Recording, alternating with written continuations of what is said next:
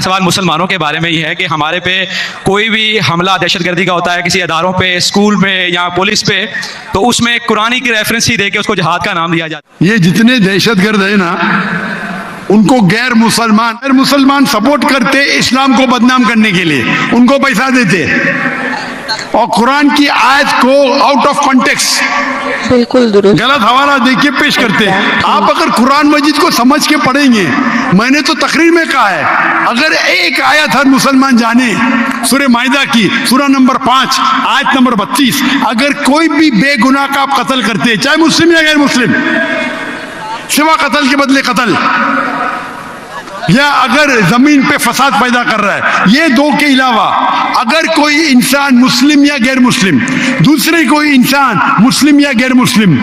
کا قتل کرتا ہے، گویا کہ ساری انسانیت کا قتل کر رہا ہے۔ بالکل درست